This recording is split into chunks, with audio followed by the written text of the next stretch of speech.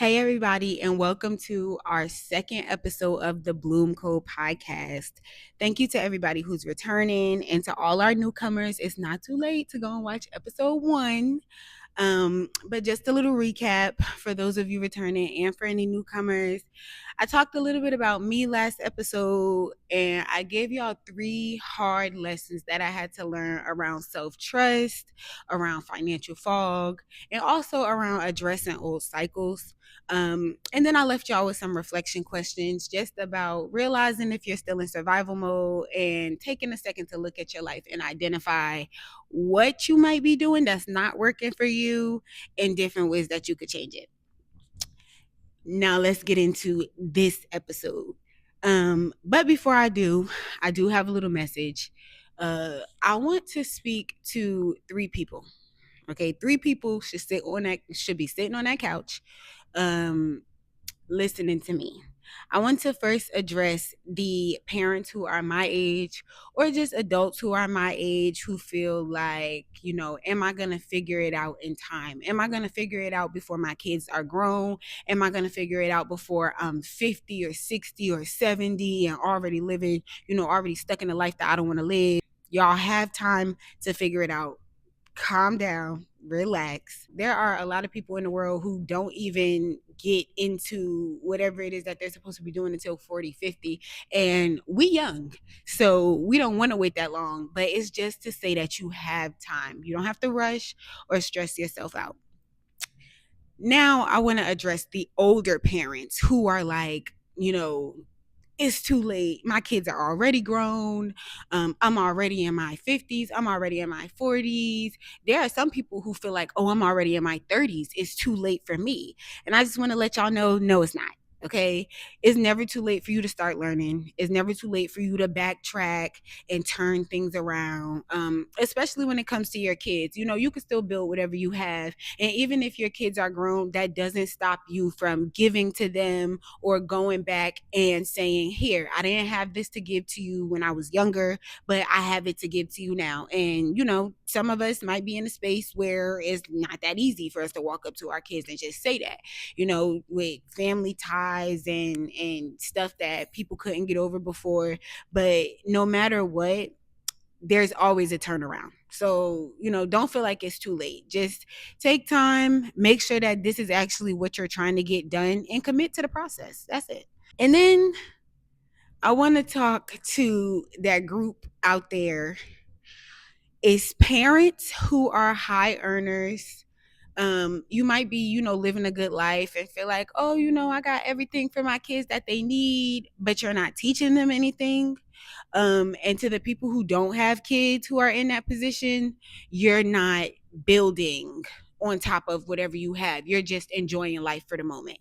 Um, we're gonna have to change pace because life does come in seasons. So you may be doing okay now, but we want to make sure that it stays that way, which means you need to sit down and do the hard work so that way when things start slipping or start shifting, you don't get caught up in the whirlwind and lose everything that you might have worked very hard for now. I know there are a few of us who we did get what we wanted at a young age. I know my first time working a good job, I was in a bliss, but I had no idea how to sustain. And so when things got hard and it was time for me to change paces, I was not ready. So, that's just my message to everybody getting into this episode. I definitely think that all three of you guys have a place here. This space is for everybody who wants to grow. It doesn't matter where you are. You could be working a 9 to 5, you could be a small business owner, and you have a place here as long as you're trying to grow. With all of that being said, today's episode will be about financial fog. Now, I just said it, but for those of you who don't remember and don't remember the last episode, this was also my lesson number 2. Realizing that I was in a financial fog, realizing that I had no idea of what I was even going through, why I was going through what I was going through. I didn't have any real idea of how to sustain it and actually build something meaningful. So, today's episode is going to be about clearing yourself out of that space and getting to a point where you not only know what you're doing for your life, but also know what direction that you want to go in. What is the definition of financial fog? Now, this is a word that I I termed to put a term to what I was going through. And what a lot of people are going through, but there was no like clear word for it. It's a whole bunch of different explanations for it. But this is the formal definition, okay? You'll find it in my dictionary whenever I publish that. The formal definition of financial fog is the confusion, stress, or avoidance that keeps you from clearly understanding and managing your money. I'm going to say that again, and I want y'all to know that this is a space for note taking. So make sure that for the rest of this episode and any episode after this, y'all come with y'all notebooks, y'all come with y'all pens, y'all come with y'all paper. Come ready to take notes because we're going to have to revisit this information to make it stick. Um, but again, the definition of financial fog is the confusion, stress, or avoidance that keeps you from clearly understanding and managing your money. Right? Now, what did this look like for me? I talked about it a little bit last episode, but just to reiterate, this looked like me not understanding my paycheck. That was a huge one. Okay, for my first 2 years in the workforce, I had never even like attempted to look at my pay stub. I didn't. Even when it was time for me to do my taxes, I had somebody else do my taxes for the first year. In the second year, I had did it on TurboTax, which made it like, oh, just pull this number. I never sat down and tried to understand how they were paying me. To be completely honest, they could have been shorting me or overpaying me, and I would have been none the wiser. So that was a big one when it came to being in a financial fog. Um, Another one was not being able to earn outside of a job, not being able to use any of my transferable skills. I was working as a DSP support or a direct support professional staff in like group homes and single disability homes where I was helping people, live independent lives to the best of their ability. I was helping disabled adults live independent lives to the best of their ability. So, you might be cooking, cleaning, and these are skills that you can take elsewhere. You can take this elsewhere. If you're not working, you can babysit, you can dog walk, and those are like little, little things, but you can do it. I would be out of a 9 to 5. I would not have a paycheck stream and just be like, well, I don't know what to do. And I did know how to do hair, and I do hair very well, but I have not liked doing hair for a very long time. It takes me too long to do styles, and my work is very neat, but it takes me super long. My feet are hurting, like my hands are hurting. And in 2020, something happened to me that made it hard for me to stand on my feet for hours. So that for me was just like, okay, you don't know what's going on. I had attempted to leave a job multiple times with the intentions of starting a business, and had no idea how to maintain in my startup process. No idea whatsoever. Didn't even know where to think. And then you have the fear of asking people to support you or offering your services to people. It's a lot around it. But all of this was a part of the financial fog. All of it. Um Overspending, which I'm not going to go into too much detail about that. Overspending really was just like, I say that I was going to the mall and be like, oh, okay, I'm gonna spend $200, and then see something that I like that put me over my budget, and it's like, oh, okay, I could just do it. Or unintentionally overspending. So things like not knowing how credit cards work and paying my credit card bill and not realizing that they're going to take the money out in 24 to 48 hours. And now I done paid the bill and went and spent the money that I just used to pay the bill because I didn't know that they didn't pull it out immediately. And when this would happen to me, I wouldn't be like, oh, dang, I didn't know that. Oh, okay, next time I know that. No, I would sit there and be like, oh my God, why is the devil trying to get me? I wouldn't be prepared in a lot of situations, and that's the financial fog, is not knowing how to even prepare yourself, not being able to see a problem and look at it and be like, okay, I need to do X, Y, and Z, or even knowing who to ask for the information. And these are a lot of the positions that I found myself in when it came to me understanding my finances. I felt like, if I had money, I was lucky. If I didn't, I was just in a hard season. And that could be the case. But when you know how to make money, usually you can figure something out. And I would be in a space where if I did not have a 9 to 5, no matter, like, even though I was good at a lot of things, I can sew, I can sing, I could do a lot of other things. But because I didn't have a job, I would be sitting at home, like, I don't know what we're going to eat tonight, when we're going to be able to do this. And it would just be a nonstop thought process of, oh my God, when is this going to happen? Instead of me being able to plan and take the steps that I needed to take to get out of it. My biggest lesson, though, or not lesson, but like the biggest thing that happened that put me in a space of like, okay, you don't know what you're doing. You don't know what you're doing. Was I talked a little bit about my dad passing, and I don't remember if I said it last episode, but uh I know I've talked about it here and there about getting a settlement and making the horrible decision at the tender age of 19 to give my money away. After I did this and I basically, put my money into this annuity where I had no access when I really did need the money, I sold my payments. Now, when you sell your payments, basically what you do is you call a company. I know everybody at least once in their childhood have seen that commercial that's like, I have a structured settlement and I need cash now. That thing, I did that. And what you do is you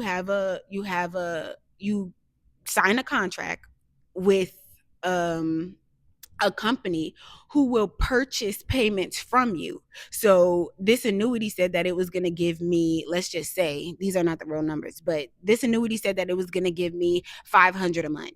500 a month. But I can't change it and I need a big lump sum. I need like 2,000. So in order for me to go and get that 2,000, I go to JG Wentworth and I tell them, okay, I'll let my payments of 500 a month come to you guys for the next few months if you give me a loan of 2,000 until that 2,000 is paid back. And even then, that's just a light example, but they took way more than that. So with me, this was all of my money. And the annuity that I put it in was structured to be able to pay out basically until I died. The money that I had in there was supposed to last me to old age. But once I get past a certain age, I get regular payments or whatever. And of the same amount at that point.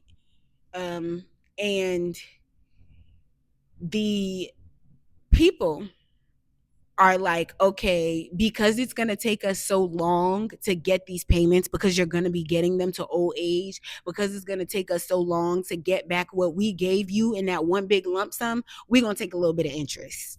And that's what they did to me.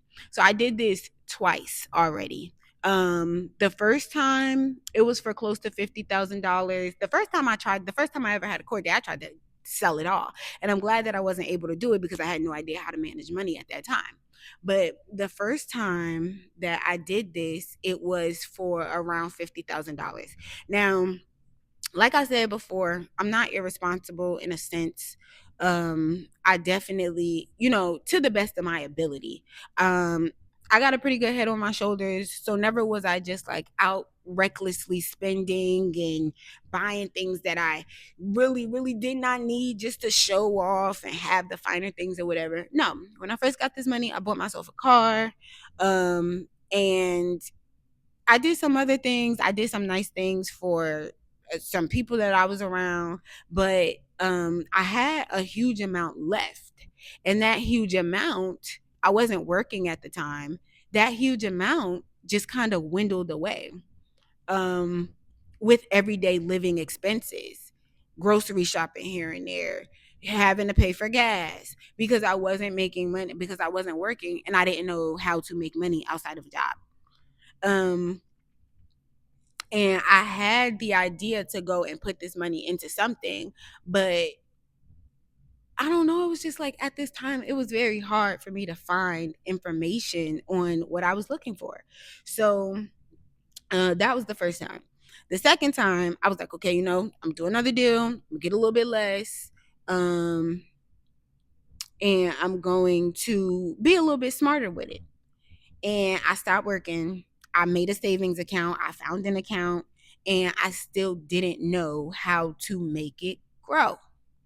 And you have accounts that you can leave it in and it'll grow. But I did not know how to make money in enough time so that way I could just not touch the money that was there. Right.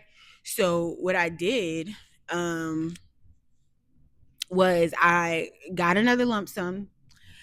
And this was around Christmas time. So, Christmas was good. And even then, I had a budget. I stayed in the budget. I was able to furnish my house. I was able to do this. And I was able to put money away. And then I needed the money that I put away to live. And at this point, I'm looking at myself like, yeah, girl, you don't know what you're doing. Like, is this it, guy? Is this all that I have? Like, is brokenness? Is every time I get something is gonna bring me back down to this? Um, so those two were my big realizations. And as I started, like, I've always been a education seeker. I like the facts. So with that being said, once I hit that realization, I'm starting to research and listen to motivational speakers and stuff like that. And I had other stuff going on that pushed me into stuff like that, health and stuff like that.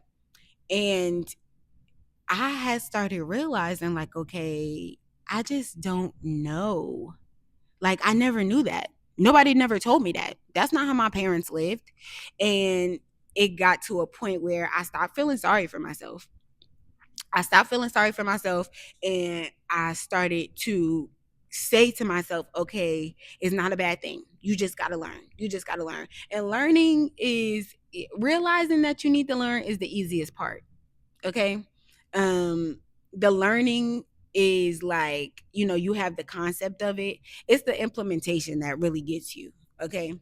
But this was my hard realization that I didn't know information, and that's all that it was that there was information out there that I didn't have.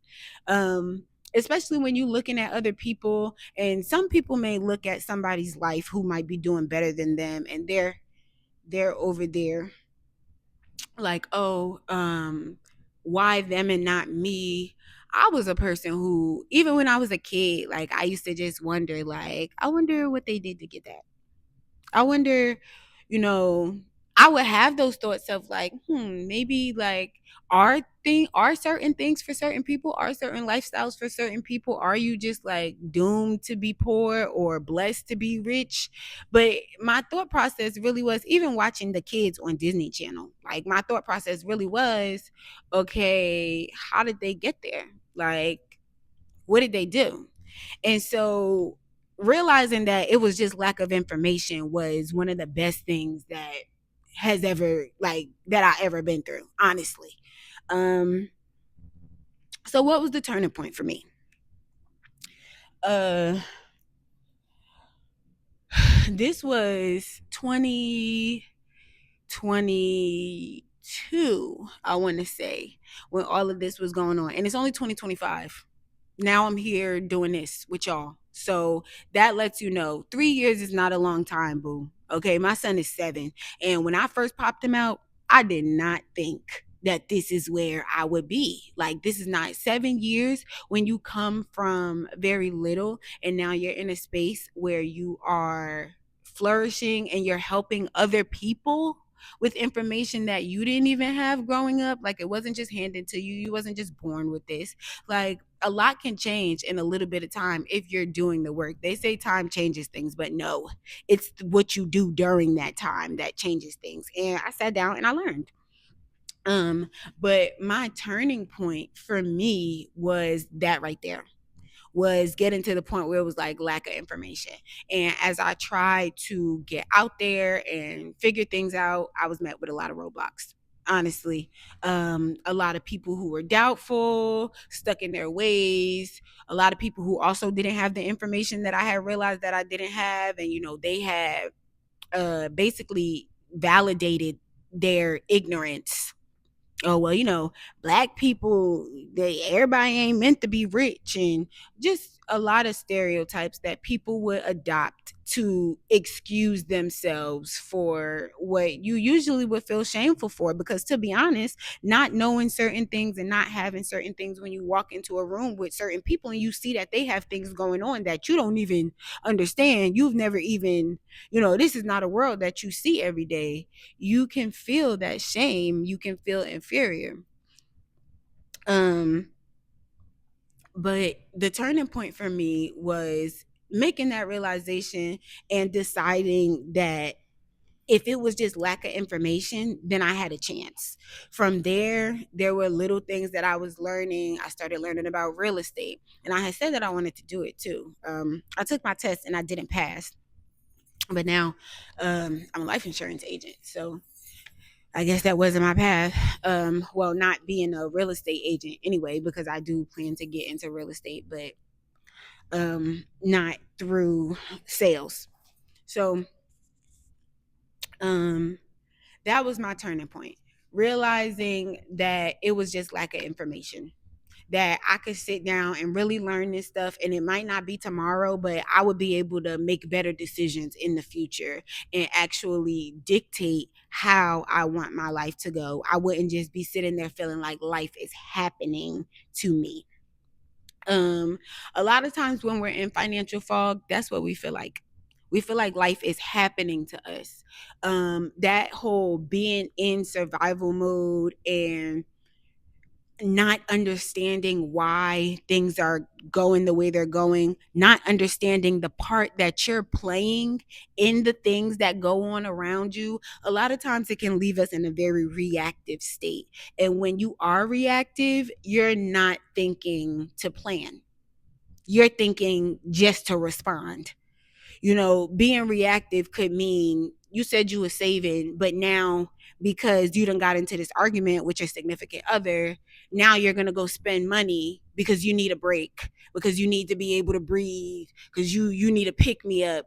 After you just made that commitment to yourself, you're gonna go and betray it because of your emotions. Being reactive could be being in a space where anytime you're in fight or flight mode, you up and leaving and rerouting your whole life. And this is something that I used to be that way. I used to be like, okay, well, I can't take this no more. I just need to change it. We just gonna start over. I don't care. I'm gonna walk away from all of this. And that was detrimental to my financial health, because every time you turn around, you're spending money for things you never accounted for spending money for.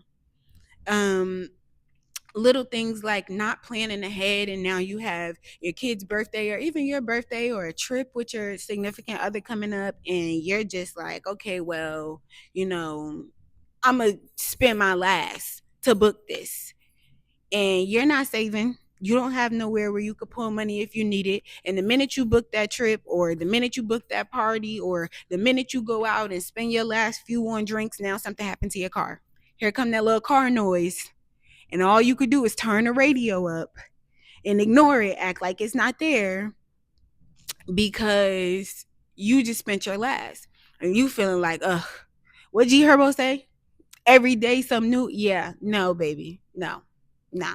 And he wasn't lying, but him being the way, living the lifestyle that he lived, where he got the money, and you being at home where you ain't saving and you ain't setting yourself up to be in a good position years down the line, two different things. Okay. um Another strong turning point for me was starting to teach my son finance. And this was because a lot of the information that I was giving him, I didn't know. And it made me realize that something that we tend to do, especially with social media being a thing, something that we tend to do now is when we decide, oh, okay, there's better, we go and look at somebody else's example of better, and that's what we're on. So even though I had no idea how to do a basic budget, I was over there looking at $1 million investors talk about how they came up on these opportunities. You're not even going to be able to see that. You don't know how to save so you can pay your rent on time. Why are you looking at that? And that was an honest conversation that I had to have with myself. And I want to pause and let y'all know that here is honest conversation. And it's going to be that every single time. I'm going to hold your hand. But like I said, we are going to run. We're going to run and we're not going to let go. Why? Because we've normalized like excusing the things that we do to cope when they're not healthy, not understanding how to manage your money, how to understand when an opportunity is put in front of you is detrimental to your growth. You need money to live. So you need to understand it. You cannot ensure that you are living at your best quality of life if you don't understand these things. And it's not everything. It's not everything. You don't have to go and learn how to seek out $1 million investment. Everybody is not interested in investing. And that's a conversation for another day because I feel like investments are necessary to growing in life. But like I said, that's a conversation for another day. Um, but yeah, realizing that I didn't know a lot of these things. And the realization came because I was teaching him the basics, what money is, how you use it, different ways to earn it, different ways to earn income, how to use your skills to bring revenue. Like I was teaching him stuff like that. And this is stuff that we need in our everyday lives. And that's what I was missing. The stuff that I needed in my everyday life. So this was another part of my turning point. I had got to the point where I understood, okay, there's a bigger picture when it comes to money. You save, and then I feel like everybody who hears, oh, you need to save, oh, you need to save, we get to a point where we're thinking to ourselves like, okay, I don't exactly know what I'm supposed to be doing with this savings. Like, I don't know. And for a lot of us, we do go and we do learn. Let me tell y'all something. When I was sitting down and I was first studying to take my SIE test, which is Security Industry Essentials, SIE, um, basically to become an investment advisor, okay, to advise people on their investments, to advise people on their finances. That is the direction that I'm going in with my career. Um, when I was studying for that test, I spent the first 2 weeks of my studies just getting used to terminology. Just getting used to terminology. I didn't know what they were saying. I was watching these videos and I would have to replay them and rewind them, pause them, write stuff down, look stuff up in the middle of the video because I had no idea what these people were saying. It was like I was listening to another language. It was like I was listening to Spanish. And so many of us go through that and don't realize that's what we're going through and just chalk it up to like, okay, I don't got time for that. Like, I'll look at it later. This is where the avoidance is. The stress. You don't know what you're looking at. So you put it to the side. And now weeks go by and you haven't looked at your account. You don't know why you don't have no money. You just know you're frustrated and broke. Okay? There's a lot of confusion around finances that we don't even bother to clear up a lot of the times because who taught us that it was something to be cleared up? We were taught that the rich are the rich and the poor are the poor. When really, there is a whole world of information out there that, for some people is you don't have access to. For other people, the access may have been kept from you. I don't know your story.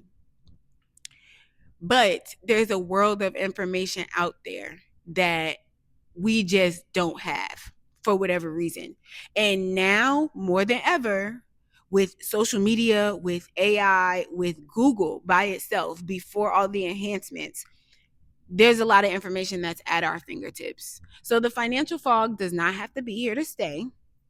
You definitely can clear it up. Okay? You don't have to be confused. You don't have to avoid it. And a lot of times, I also want to say that it comes down to your feelings. Like, sometimes we avoid things because of how it makes us feel, right? You don't like that you are broke. You don't like that you don't have the money, and you feel ashamed. So you don't want to go and check your bank account. You know, you're not going to understand it anyway. So why are you going to go look? Like, and a lot of us have this mentality where we will sit and we will let it collect. And I am guilty of this. Okay. I'm not saying that I'm not, but there have been times where we let these things collect. And I do this even with my mail. Okay. It's a lot of times where I don't open my mail. I don't open my mail for months. Even now to this day, I've been doing better now because of my planner. I highly recommend that you invest. But you could get them at Staples, and it is the only reason why I've been keeping track of my mail, why I've been keeping track of my bills, of my doctor's appointments, because putting it in my phone does not work. It don't work. I put it in my phone and it just get drowned out by a whole bunch of other notifications. um I swipe it away real quick, or I'll see the notification while I'm doing something and then be like, oh, okay, I'm gonna come back to it. No, I open my planner in the morning. I'll work out, do my Bible study, do a little prayer hour, a little meditation or whatever. Um, and then get to my planner, and I'll open my planner with my work emails and my personal emails. And then at night, I'm checking my planner before I go to bed. So that's two times during the day where I'm not on my phone. I don't have access to all of the other distractions that the phone brings. And I'm just going over what I was supposed to do today.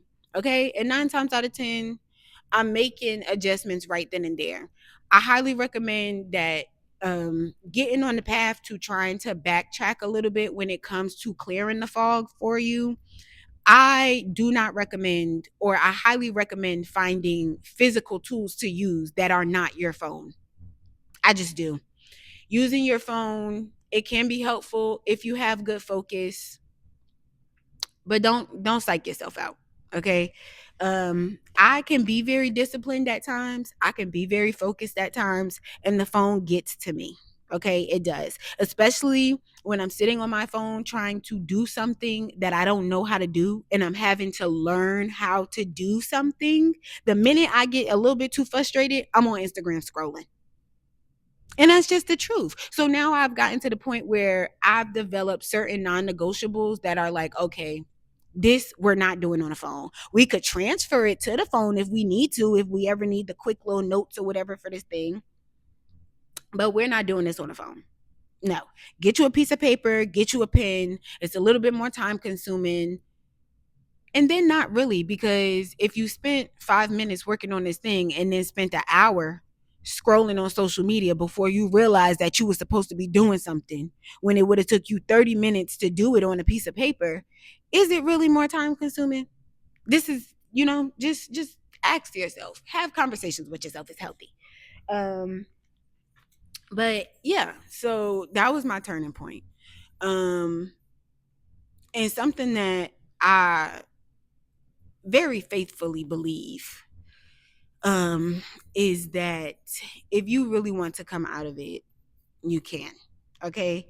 Um, I think that personal beliefs are a huge part of why we operate the way that we do.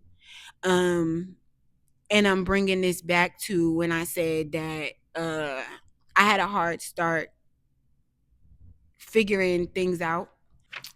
So going back to the point where I had realized what was going on with me and tried to seek help and find somebody that could help me get some clarity,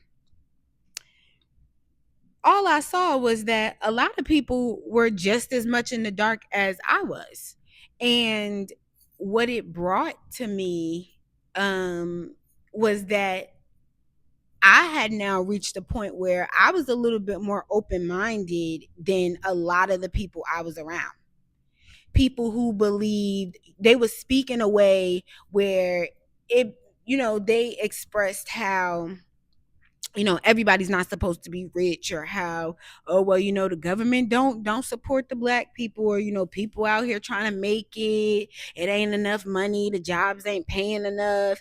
And I'm just over here like, I mean, yeah, your job probably not paying enough, but we could learn this stuff. Like, we could do other things and find other ways to make money. And then I got met with the laziness of, oh girl, I work a job, I ain't trying to go out there and start no 17 side hustles, and people is ungrateful and don't nobody want to pay. And just and that's all mindset. All of that is mindset. Okay. um these things could be true in certain places, but if that's what you believe, that's what you're going to be met with every single time. And I was in a place where I see that it's information that I don't have. So let's just go see the information, because somebody out there doing it. Somebody out there making 10K a month.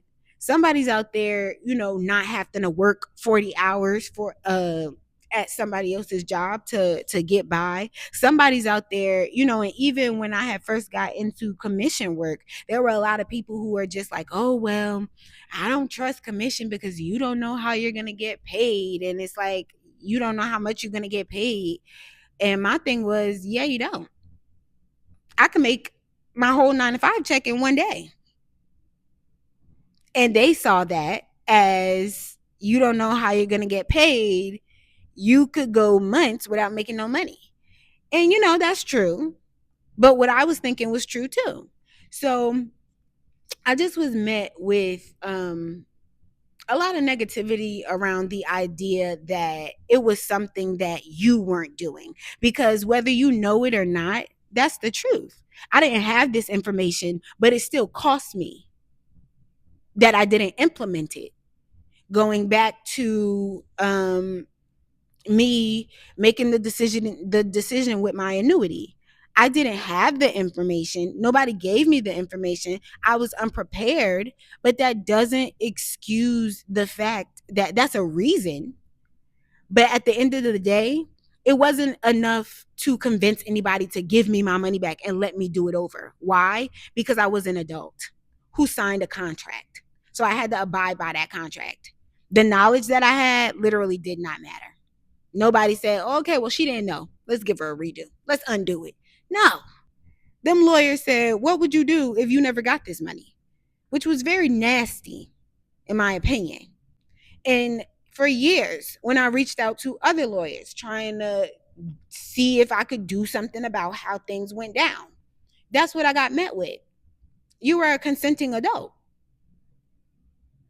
And as much as we like to feel like, oh, that's not fair, that's the world. So what are you going to do? Are you going to make an excuse as to why you're unprepared, or are you going to go and prepare yourself? These are conversations that I had to have with myself that got me to this point right here. Okay.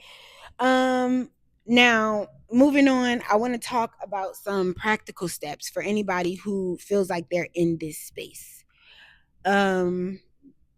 Because at the end of the day, what I want everybody to take away from this, and I've said it multiple times throughout this video, but I'm going to say it again, moving into this next section.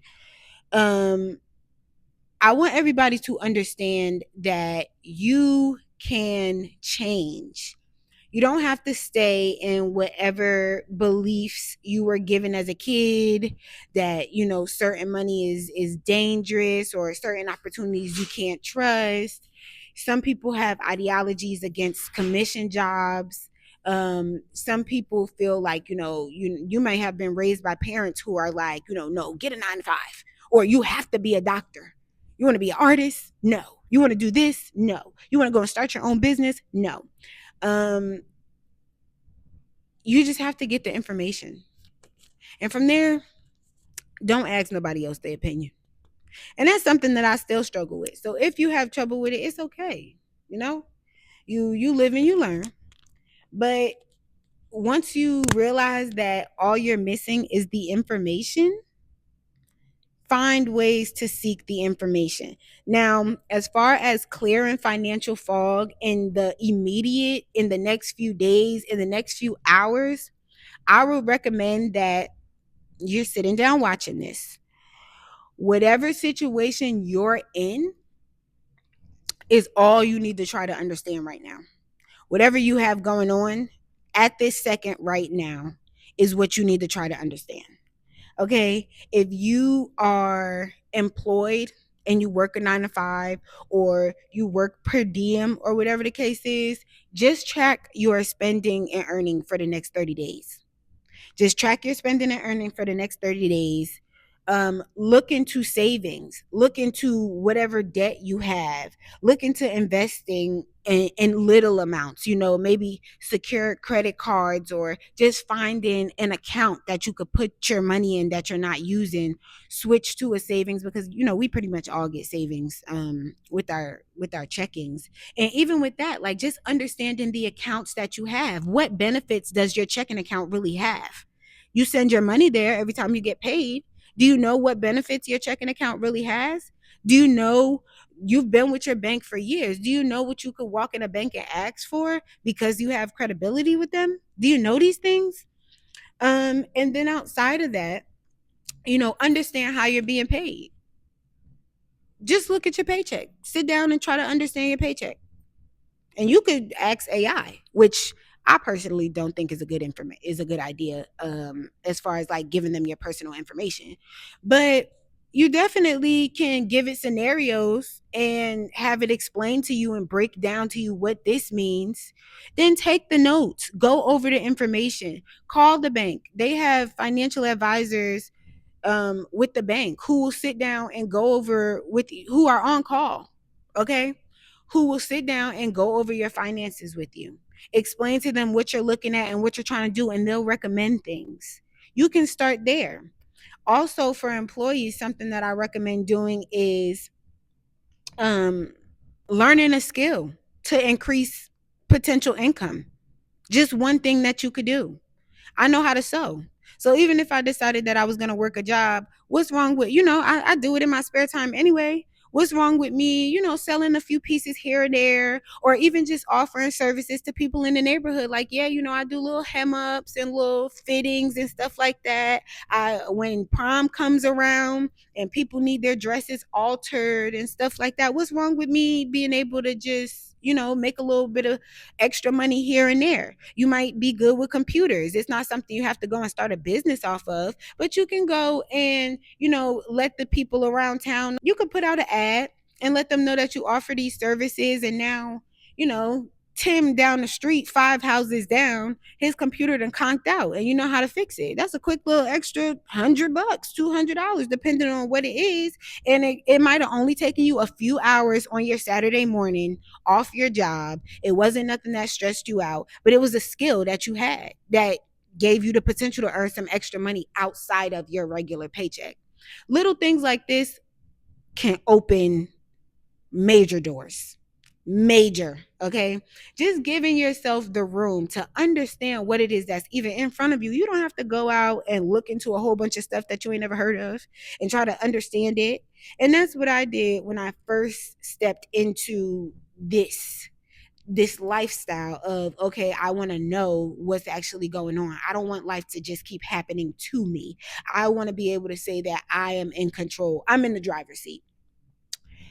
You start there. For small business owners, a quick place for you to start is just separating your personal and work finances. Just separate your business finances and your personal finances. That was huge for me. I was getting money from work. I was getting money from hair. I was getting money from, I had a small boutique before. I was getting money from little stuff that I was doing with that. And I had it all swirling in one pot. I had it all swirling in one pot.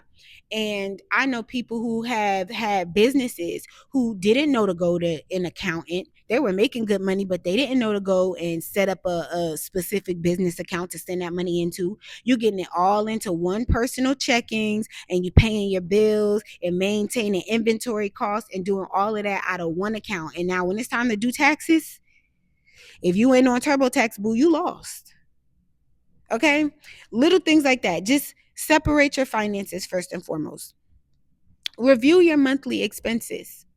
Keep checking back and forth. Make sure that you're setting dates for you to go back and check, and just so you can keep up with what you're spending. Okay? Um Create, usually when you're in business, something that a lot of business owners go through is slow seasons. Are you struggling during your slow season? Are you never prepared when it comes around? If you know that, the holidays come around, and maybe you working food. So you got Thanksgiving, you got Christmas, you got New Year. So a lot of people are cooking at home. A lot of people are in the grocery stores buying up all the groceries. So your restaurant is sitting there empty because it's the holidays. Everybody want to eat at home with family.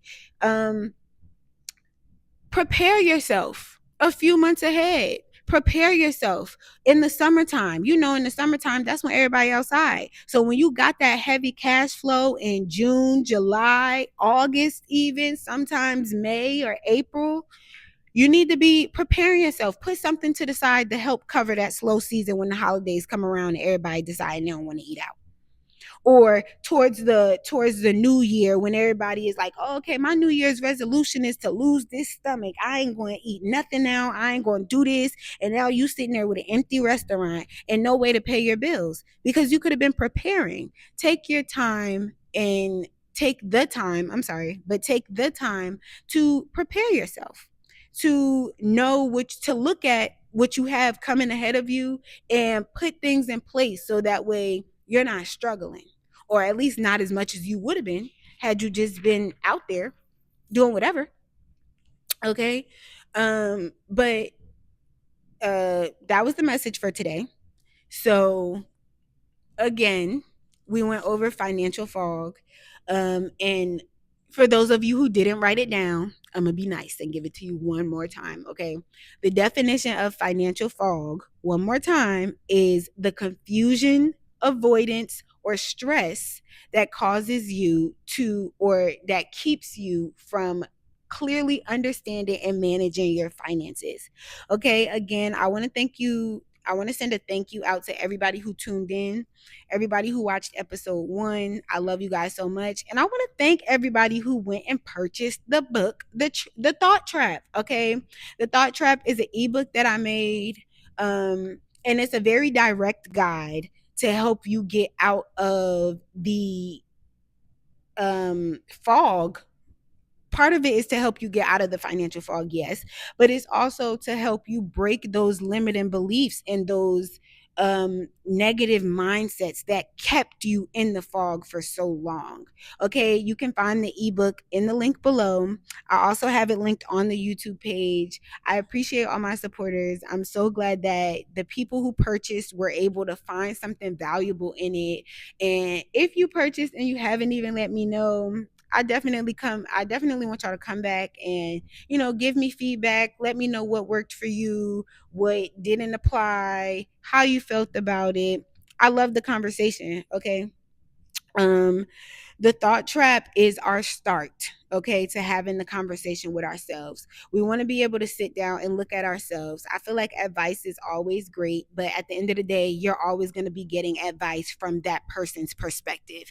And it may be helpful, it may be useful in certain parts, but there comes a point where you need to be able to define this on your own. You need to be able to have these conversations with yourself because that's the only way that you're going to be able to keep going. So I thank you to everybody. And if you haven't purchased the book yet, the link is below. Take your time, but not too much time. Okay. Um, I do want to leave you guys with some reflection prompts, okay? Just something to think about for the end of the episode. Also, some time to sit with yourself and just examine your thoughts. Examine what you think about. read into what you're saying to yourself about money and just about your quality of life overall. Read into it. It's okay to think about these things. I know that a lot of times we be in a space where it's like, oh, I don't want to sit with my thoughts. You have to, because that's the only way that you're going to get where you really want to be in life. Okay, you have to be able to sit with them, block out the ones that are not needed, change directions when it is needed. You have to be able to do those things. So um our two, or I think today I have three, let me check. Okay, yes. So today I have three questions for you guys. Kind of, one is kind of a follow-up question. So one is like a two-parter, and then it's another question. But the first question is, what thoughts around money are you now questioning that you used to chalk up to that's just what I have to do? Okay, so I want y'all to think about when you were in a space where it's like you're giving up money that you didn't need to be giving up, or you're doing things like overworking yourself and putting in extra hours and all these things and feeling like this is what I have to do when it's not what was aligned with you. It was taking time away from your family unhealthily. You were overworking, things like that, and you're telling yourself this is what I have to do. Okay. What thoughts like that are you now questioning? Okay, are you now looking like, okay, maybe I don't have to be doing this, maybe it's something else that I could figure out or input right here to make my life easier or feel more aligned? And then part two of the question is, where did you learn this? Where did you learn that you had to do that thing? Okay, I want you to think about where you learned that. And then question number two, I guess technically, is what is it that you want to pass down when it comes to money mindset? If you are overworking, that's what you're showing your kids. Is that what you want to pass down? That you have to overwork yourself? And I definitely do think that hustle comes in seasons. There are times where you got to put the pedal to the metal, and you might have sleepless nights working on that business. You might be overworked. That there definitely comes seasons, but it's not a lifelong thing. It's not a lifelong thing. So just be mindful, okay? And ask yourself, what is it that I actually want to pass down to my kids when it comes to money? Is it that we have to work hard and never get a break? Or is it that they can live a fulfilling life? Just those are our questions. Um, And in closing, I just want to remind everybody that financial fog is really about unexamined patterns. It's not lack of intelligence, it's really just lack of understanding and lack of information. Information that at this point in the world, you can go out and receive. It's all at your fingertips, okay? So once you are coming to these realizations, I don't want you to beat yourself up. Don't beat yourself up. Just take the time to reflect, grieve over those moments where you acted out of ignorance because you didn't know. That's perfectly fine at this point. You've lived on, okay? You're sitting here. You didn't die. Um, and take the small steps. When you see those little things that you could do to change what you have going on, do them. They'll all compound at some point and you'll see a change in the direction that you're going in. You could be working hard and making good money. If you take that small step to save, you could find yourself in a position years or even months down the line, depending on how much you're able to put away, where you could get that big investment, put that down payment down for the house, or do whatever it is that you're trying to get done. Okay, so don't beat yourself up. Take the small step. And on to our next episode. Okay. Our next episode, I want to just give y'all a little hint of the topic. We are going to be talking about unlearning hustle culture. So I definitely want y'all to tune in because whew, I got a lot to address when it comes to that. Okay. So much that I want us to be able to let go of and restore within ourselves. So much that I want us to realize that we lost overworking. Okay. Our next episode is going to be about unlearning the hustle. and kind of redefining what it is that we consider our wants, what it is that we consider security. So with that being said, I thank you guys so much for tuning in. Do all that likey and subscribey stuff that y'all be doing. I appreciate it to the ends of the world. And until next time, we're out on the Bloom Code.